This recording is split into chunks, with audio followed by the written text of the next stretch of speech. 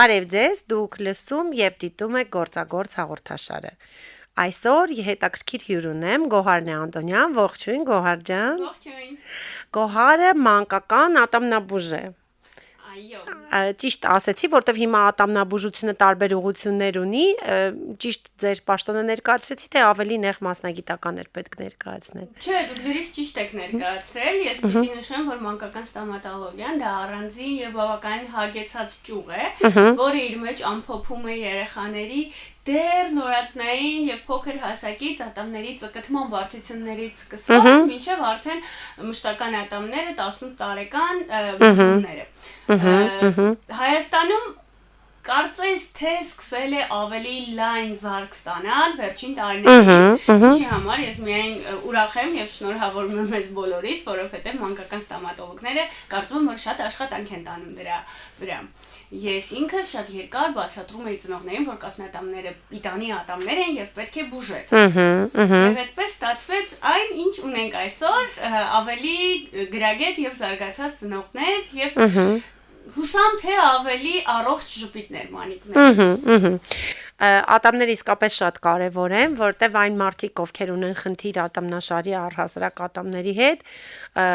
իրենց մոտ բավականին լուրջ բարդություններ է ձևավորվում եւ հիմնական բարդույթը կապված է ժպիտի հետ, իսկ երբ որ մարդը չի կարողանում սենց ամբողջությամբ հանգիստ ռելաքս ժպտալ, կարծում եմ կյանքի որակի վրա այդ մի ուղղությամբ իհարկե ատամները շատ տարբեր ուղղությամբ են ազդում, շատ ազդում է։ Դրա համար շատ լավ է, որ մարդիկ ունեն առողջ ատամներ, գեղեցիկ ժպիտ, իհարկե մարդիկ, ովքեր իրենց ատամներով են, հիմա շատերը արդեն ոնց որ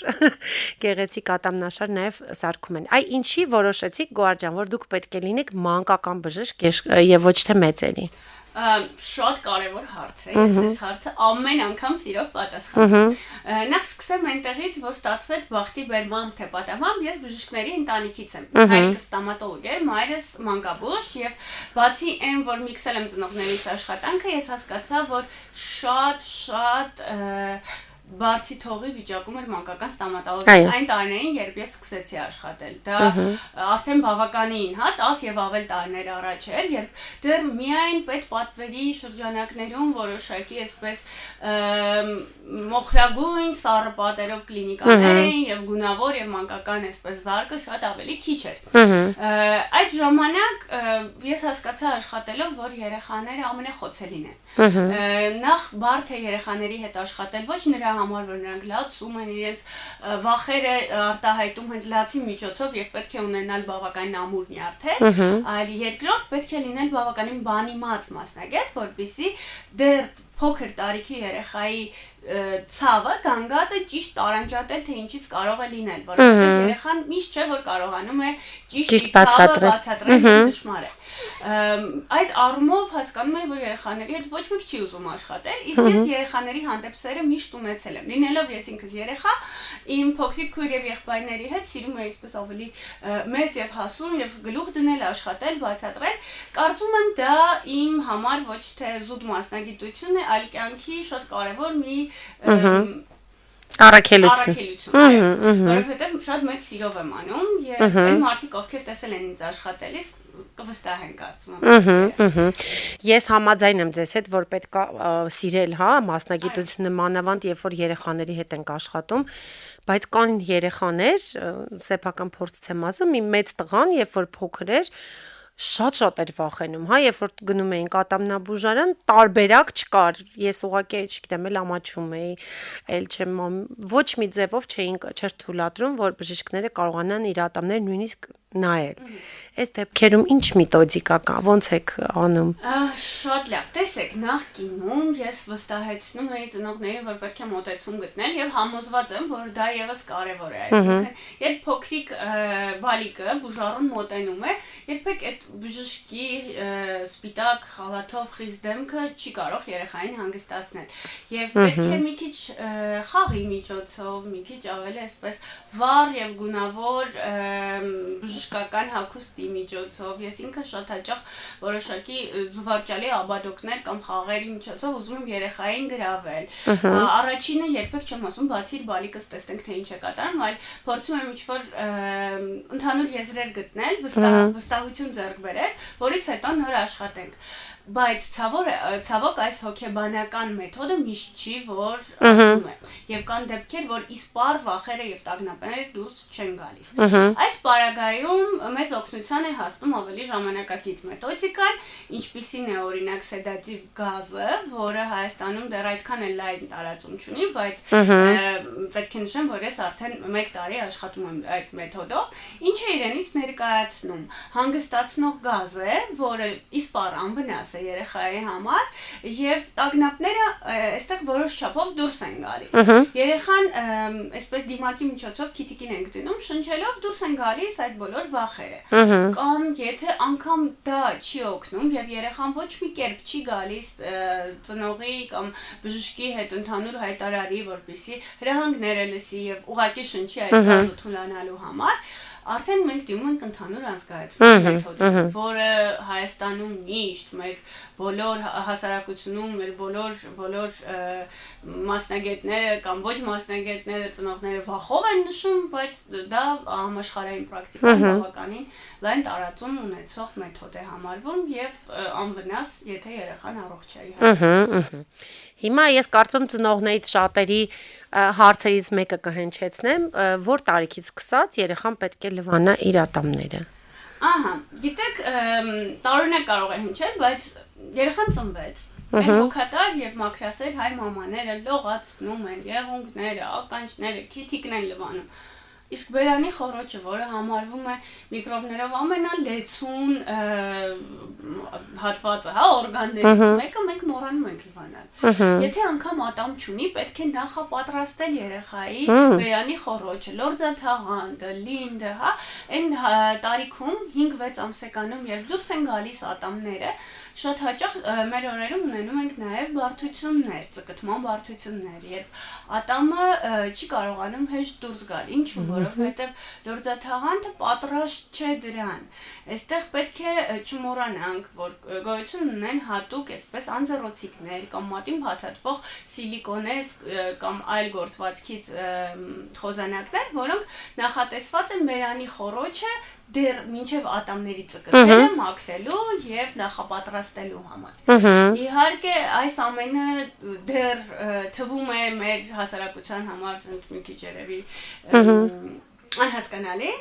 բայց մենք պիտի պատրաստենք երեխայի բերանի խոռոչը եւ լորձաթաղանթը նախքան ատամների ծկտել։ Իսկ երբ ի հայտ է գալիս այդքան սպասված առաջին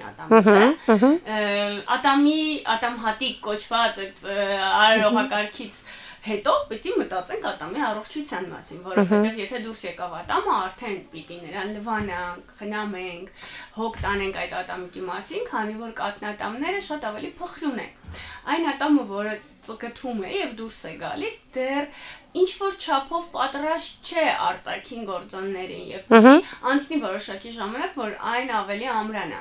Այս ընթացքում եւս շատ կարեւոր է խնամքը։ Իհարկե ոչ մեկ չի ստիպում մածուկը եւ խոզանակը տալ երեխայի ձեռքը եւ լվանալ։ Իսկ մածուկը դա այլ առանձին ու բավականին կարեւոր խոսելու թեմա է, որի մոտ անդրադառնամ նաեւ։ Մածուկը պետք է օգտագործել 2 տարեկանից հետո։ Ինչ դա ուղղակի լվանանք, մաքրենք եւ պատրաստենք բերանի խոռոչը։ Հատկապես եթե երեխան քնելուց առաջ սնվում է, ցանկալի է, որ ատամները մաքրեք։ Այդ հատուկ անձեռոցիկները այստեղ մեզ օգնության կարող են հասնել։ Ես շատ եմ լսել, որ ինչ որ մեկը ասում է, ես լավ ատամներ չունեմ, ես լավ ատամներ ունեմ, հա, այսպիսի արտահայտություններ շատ են։ Այդպիսի բան կա, որ գենետիկ մարդու ատամները հակված են փչանալու կամ ոչ։ Գիտեք, գենետիկ ոչ թե ատամներ, այլ ատամնաշարն է նաև փոխանցվում, իսկ ատամնաշարի եւ ատամների դասավորվածության որոշակի խճողումներ, այսինքն թեքվածությունները նպաստում են վաթիգենայի պայմաններում առաջացնել կարեսին։ Իհարկե գենետիկան ամենահզոր ու կարևոր ուժն է եւ դրա դեմ մենք անզոր ենք պայքարել, բայց մենք կարող ենք ճիշտ հիգիենայով, ճիշտ սննդակարգով մեր փոքրիկների բերանի խոռոչի առողջությունը դեռ փոքր տարիքից, վաղ տարիքից ապահովել դեպի դրական։ Հիմա նաև շատ մոդայիկ է, արդիական է եւ նաև ոնց որ ակնաբուժության մեջ էլ, հա, մեծ պրոգրես ենք տեսնում, շատ երեխաներ ակնոցներ վիրուսներ են կրում, ինքը արդեն տենց հասարակության համար վախենալու երևույթ չի, ոնց օրինակ 15-20 տարի առաջ, եւ հիմա մենք բրեկետներ ենք տեսնում, հա, որ երեխաները կրում են։ Երեխաների բրեկետների կրելը դա ատամնաշարի գեղեցկության համար է, թե նաեւ բժշկական տեսանկյունից կարեւոր դեր է խաղում առողջության տեսանկյունից ատամների։ Շատ լավ, Վարդուհի ջան, նախ նշեմ, որ ես օրթոդոնտ չեմ։ Մանկական ստոմատոլոգիան իր մեջ իհարկե ներառում է որոշակի օրթոդոնտիկ գործողություններ եւ գրագետ մանկական ստոմատոլոգը պետք է լինի նաեւ օրթոդոնտիկ որոշակի գիտելիքներով լծված հարուստ լինի եւ գրագետ մանկական ստոմատոլոգը իհարկե պետք է օրթոդոնտիկ որոշակի գիտելիքներով հարուստ լինի եւ տեղեկացված լինի, որովհետեւ հիմնականում առաջինը մենք ենք ուղղորդում օրթոդոնտիկ բուժման, բայց ասեմ, որ դուք ճիշտ եք, այո, մեր օրերում գալիս են փոքրիկներ, ովքեր ուզում են, որ բրեկետներ կրեն։ Դա իհարկե շատ գովելի է, բայց պետք չէ մոռանալ, որ եթե չկա կարիքը, ապա բրեկետը եւս կարող է հակառակ էֆեկտ ունենալ երեխայի ատամի էմալի վրա։ Եթե իհարկե լավ խնամք չապահովենք։ Բացի դա օրթոդոնտիկ բուժումը դա միայն բրեկետ համակարգը չէ։ Օրթոդոնտիկ բուժումը ավելի փոքր տարիքում ապարատային տարբերակով է կատարվում եւ այստեղ շատ հաճախ վատ սովորությունները, երբ բալիկը օրինակ երկար ժամանակ ծծակ է օգտագործել, կամ մատն են բերանում քնել, չգիտեմ, գրիչի, երբ որ դպրոց են գնում, սկսում են գրիչ մատի կծել, շրթունքն են հաճախ կծում, այդ բոլորը համարվում են վատ սովորություններ, որի հետևանքով կցվածքի որոշակի խնդիրներ են լինում։ Իսկ վաղ տարիքում կցվածքը ուղղելը ամենակարևոր եւ գրագետ որոշումը կարող է լինել ծնողի կողմից։ Շատ լավ, փաստորեն ծծակը նույնպես ատամների առողջության վրա մեծ դեր է խաղում։ Ոչ միայն ատամների առողջության, այլ նաև գանգի ոսկրային համակարգի ճիշտ ձևավորման համար։ Երբ բալիկը մանավանդ քնում է, հա, այդ ծծակով, այստեղ կարևոր չի, ծծակը շշի տեսքով է, ծծակը հենց մեզ ծանոթ ծծակի տարբերակն է, թե թեկուզ մոր կուրծքն է ուտում երեխան, միևնույնն է, այստեղ եթե ունենք մենք ատամնաշար, իսկ 2 տարեկանից արդեն ամբողջ ատամները պետք է բերանի խոռոչում արկա լինեն։ Եթե երեխան ունի ատամներ եւ ոչ թե զարգացնում ենք ծամողական տրակտը, այլ այդպես ծծման տրակտը, այս պարագայում մենք ունենում ենք հակառակ էֆեկտ։ Մկանները, որոնք որ պետք է ապահովեն ծամողական տրակտը, չեն զարգանում եւ զարգանում են հակառակ գործողությունը, հա, այսինքն մյուս մկանային համակարգը, այստեղ կենտրոնական ատամներն են սկսում առաջ գալ, ծծակի տեսքով, շատ հետաքրքիր կցվածքը փոխվում է, երեխայի դիմագիծը եւս փոխվում է։ Եվ սովորույթային այդ ուժը բավականին դժվար է լինում արդեն հետ բերել։ Ունեմ դեպքեր, երբ մինչև 5 տարեկան, 6 տարեկան երեխաները դեռ ծծակով են։ Իսկ ինչքան է նորմալ, որ ծնողները չանհանգստանան։ Գիտեք, այս մի քիչ վիճելի հարց է, որովհետև մանկաբույժները պնդում են, որ կարող է ավելի երկար ուտել, հոգեբանները առավել եւս ասում են մորից կտրվել պետք չի, բայց ես որպես մասնագետ կարող եմ ասել 1.5-2 տարեկանից արդեն երբ ատամները առկա են, պետք է զարգացնենք ծամողական տրակտը։ Եվ երեխայի այդ ծամողական տրակտը ասելով ուզում եմ նշել եւս մի կարևոր բան, չմոռանանք, որ կոշտ ծնունդը, միրգը եւ բանջարեղենը, այսպես ծամելու արագ, ճիշտ ձևավորման, ծնոտի ճիշտ ձևավորման համար շատ կարեւոր է, որովհետեւ երբ մենք անընդհատ տալիս ենք փափուկ սնունդ, երեխաները նաեւ չեն ծամում եւ թե մկանները, թե ոսկրերը չեն զարգանում։ Բացի դա մենք ունենում ենք նաև ատամների այսպես փխրունություն, հա, պետք է ատամը եւս գործի մեջ լինի։ Գործի մեջ լինի, այո։ Ահա, ինձ թվում է ծնողներից շատերը չեն տալիս կոշտ սնունդ, որտեղ վախենում են, հա, բայց կարող ենք ասել, որ եթե երեխա է, ունի իր բնազդները, հա, ունի իր ատամները, ուրեմն արդեն պատրաստ է նաև, չգիտեմ, խնձոր ուտելու կամ նման կոշտ սնունդ ուտելու եւ պետք չի վախենալ բոլորը բլենդել, հա։ Այո, իհարկե պետք է չվախենալ երեխային տալ սնունդը, հավելյալ սնունդը, դա իհարկե ավելի ճիշտ կլինի ասի մանկաբույժը ոչ ես, բայց պետք չէ վախենալ, այ շատ հաճախ մենք լսում ենք նախկինում մեր տատիկները, պապիկները, որ անգամ չէին խոզանակում ոնց ունեին առողջ սկսենք նրանից, որ նրանք ուտում էին ավելի առողջ եւ շատ ավելի լավ ծամում էին, կոշտ սնունդ էին կիրառում, ոչ մեր պես ավելի ամենի փափուկը նախընտրելով։ Ծամելուց խոսեցինք, ինձ շատ հետաքրքիր մի հարց ունեմ։ Կարևոր է, որ թե երեխան թե մեծը դանդաղ ծամի հետո ուտի։ Ճիշտ է, որ երբ որ մենք դանդաղ ենք ուտում, ավելի դժվար էլ գիրանում ենք, թե այդպեսի։ Այո, ասում են։ Իհարկե ասում են, եւ ես կարծում եմ, այո, դանդաղ ծամելը ամեն առումով է ավելի ճիշտ, թե ատամների համար տրավմա չի կարող լինել, որովհետեւ ավելի այսպես ուժ գործադրելով ծամելը եւս կարող է տրավմայի պատճառ լինել ատամներին։ Դիցուկ ինչ-որ փափուկ բան ենք ուտում, որի մեջ կա կորիզ, հա, եւ ուժեղ սեղմելիս ինչ է տեղի ունենում այդ կորիզը, արդեն կարող է մեր ատամը, առավելապես եթե դա բուժված ատամ է, կոտրել։ Դրա համար ցանկալի է դանդաղ ծամելը եւ կարծում եմ որպես աղջիկ էլ ասեմ կողքից ավելի գեղեցիկ է դանդաղ ծամելը, քան այդպես արագ ուտել։ Այդպիսի տեսություն էլ կա, որ այդ ճապոնական չինական փայտիկները հենց դրա համար են, որ փոքր մարդիկ ուտեն ու հանգիստ ծամեն ու կարողանան ոնց որ իրենց եւ մարսողությունը եւ չափաբաժինը կարողանան։ Կարծում եմ, որ ազդակներն է ավելի ուշ է հասնում մեր գլխուղը, որ մենք արդեն հագեցել ենք։ Իհարկե դանդաղ ուտելը միշտ կողմ եմ դանդաղ ուտելուն ես։ Մածուկների մասով հետաքրքիր միտք արտահայտեցիք, քանի որ թեման շատ հետաքրքիր է, հա, վստահ եմ, որ մենք շատերին նաև օգտակար խորհուրդներ կտանք, մածուկներ ընտրելիս ինչի վրա ուշադրություն դարձնեն մայրիկները երեխաների համար, որ գնում են։ Լավ, եկեք սկսենք դրանից, որ ես ավելի քան վստահ եմ, թող ինձ ներեն բոլոր արտադրողները, բայց չկա էկոլոգիապես լրիվ մաքուր մածուկ, ամեն ինչից յուրաքանչյուրը ստացվում է ինչ-որ քիմիական տարրից։ Իսկ մածուկները, ինչպես նաև մեր շուրջ շատ այլ միջոցներ հիմնականում ստանում են նավթից։ Դրա համար ցավոք։ Դրա համար պետք չէ մտածել, որ սա էկոլոգիապես լրիվ մաքուր պրոդուկտ է լինելու, եւ որքան ուշ սկսենք կիրառել, այնքան ավելի լավ։ Կա մի տեսություն, ըստ որի ֆտոր պարունակող մածուկները պետք չէ օգտագործել համարելով, որ ֆտորիդները դրանք վնաս են մեր ատամներին, թթուքի բաղադրությանը եւ թունավոր եւ տոքսիկ են։ Բայց ըստ մյուս հետազոտությունների ֆտորիդները օգնում են, որպեսզի կարիեսը չառաջանա եւ ավելի ուշ առաջանա։ Ես էլ ինքս արդեն չեմ հասկանում, սա մարքեթինգային քայլեր են եղել, ուղղակի շատ լավ քայլեր, որոնք կկարողանային իրենց պրոդուկտը առաջ տանել, մյուսների վրա save bits քսելով, թե ուղղակի պարզ ճշմարտություն, բայց լավ կլինի, որ ծնողները իրենք հասկանան իրենց փոքրիկին, որն է ավելի հաճելի։ Մածուկները ցանկալի է, որպեսզի շատ չփրփրեն, որովհետև այն պարագայում, երբ շատ է փրփրում մածուկը, դա նշանակում է, որ այդտեղ արհեստածին գործոնները շատ ավելի շատ են։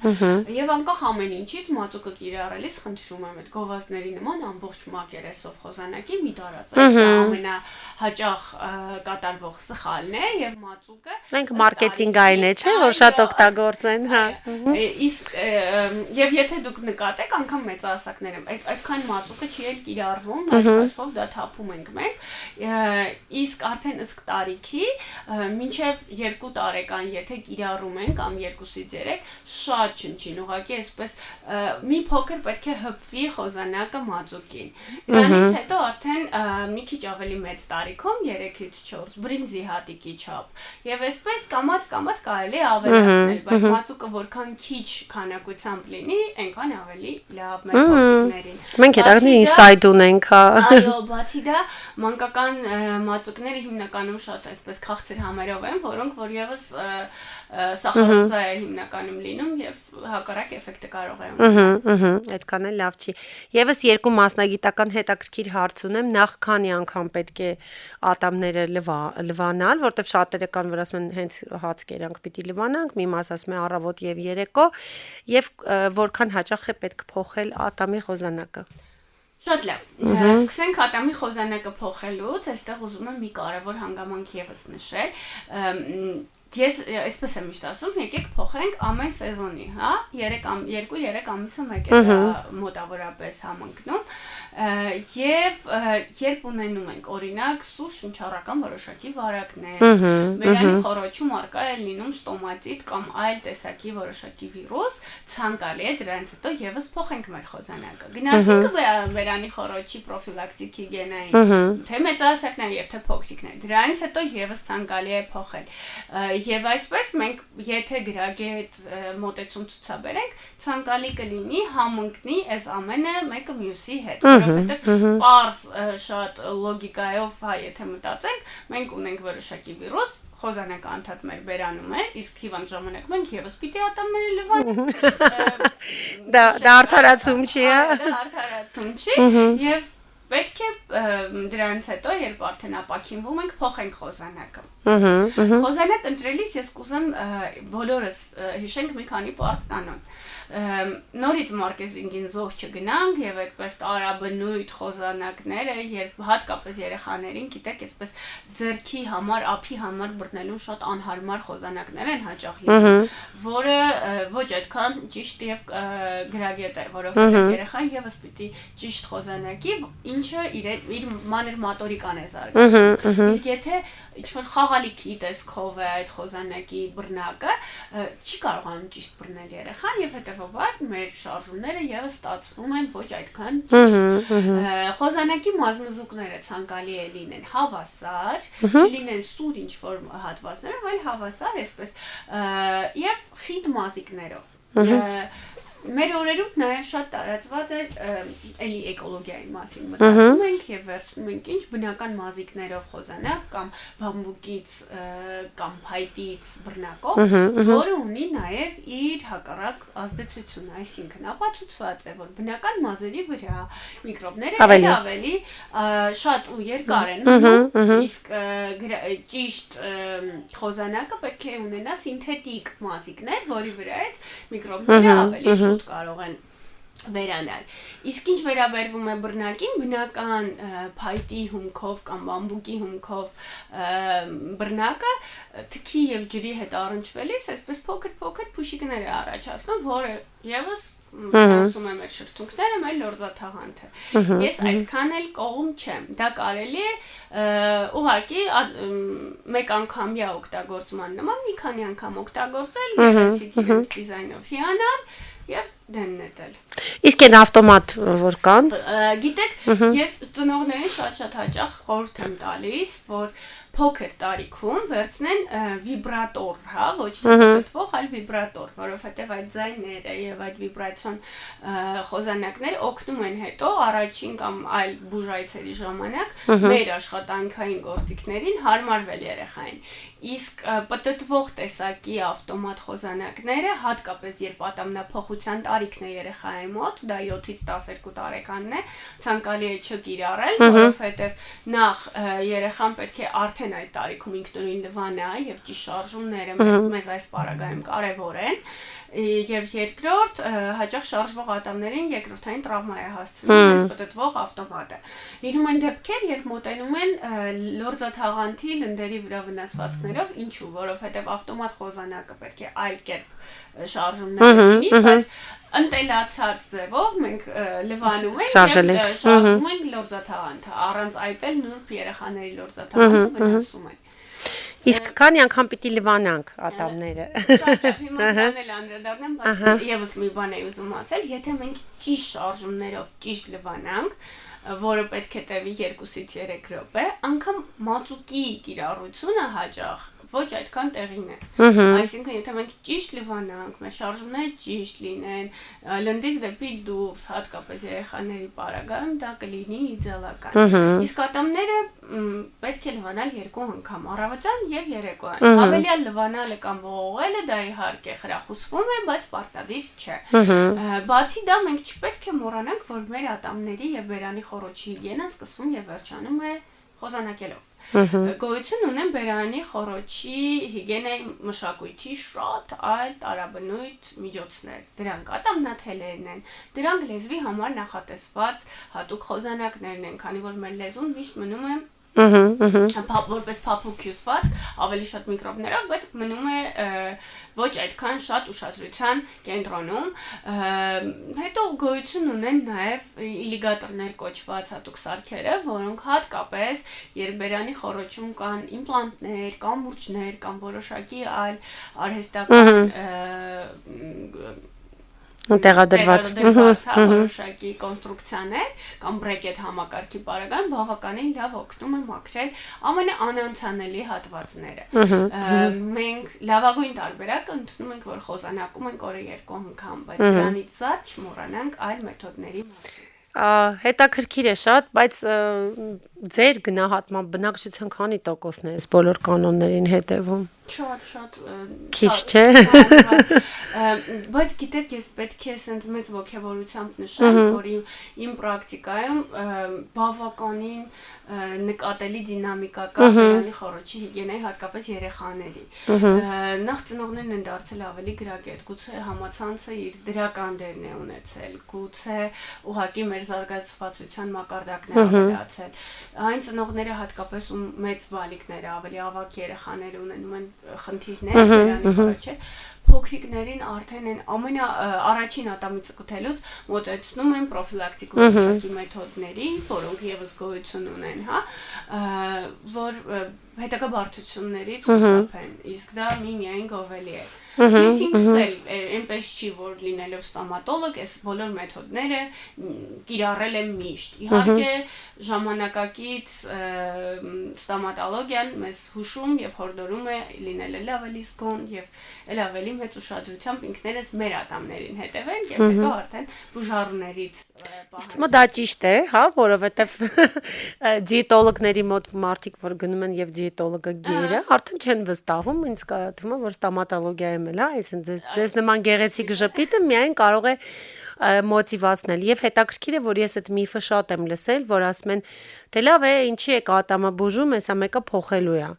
Այսինքն չբուժված ատամը, որը այսպես թե այնպես պետքա փոխվի, ինքը կարող է հիմք հանդիսանալ, որ նոր ատամը ոչ առողջ դուրս գա։ Այո, բացի այն, որ դա կարող է լինել հանկարծակի եւ ուժգին ցավերի պատճառ, երբ մի գիշեր ուղակի ատամը այնքան է ախտահարված մնում, որ դառնում է գիշերային սուր ցավի պատճառ եւ մի ամբողջ ընտանիք երեխայի հետ չի քնում ատամի սուր ցավից, կարող է բերել նաեւ այլ բարդությունների, ժամանակին չբուժված ատամ բորբոքվել, որի հետևանքով իհարկե սա թեորիապես մենք ասում ենք, բայց շատ քիչ է լինում, ատամը, կաթնատամը ախտահարում է մշտական ատամի սաղմը, որովհետև մշտական ատամի սաղմը եւս պաշտպանիչ թաղանթ ունի եւ շատ հազվադեպ, բայց դա լինում է եւ ծնողներին վախեցնելու համար մի շարք բժիշկներ դրա մասին անդադ նշում են։ Այո, բայց անկախ ամեն ինչից առաջինը ցավային պատճառն է, որ երեխան կարող է ունենալ եւ գիշերային բնույթի սուր ցավերը անդադ խանգարեն։ Կա եւս մի միֆ, որ կաթնատամները չունեն ներվ, այստեղ երբ գիշերային ցավը գլուխ է բարձրանում, պիտի հասկանանք, հենց ատամի ժողովրդի լեզվով ասած ներվը կամ պուլպան արդեն բորբոքվել է, որի պատճառով ունենք սուր ցավեր։ Այդ էլ կուզեմ, որ շեշտեք, ես տեսականորեն եւ տրամաբանորեն հասկանում եմ, որտեղ բնության մեջ ոչ մի բան հենց այնպես չեն հորինում, բայց շատ մարդիկ ասում են գնանք ներվը հանենք, բրցնենք այդ դարտից։ Կուզեմ ձեր մասնագիտական կարծիքը, որ իրականում պետք է, չէ, ատամի ներվը։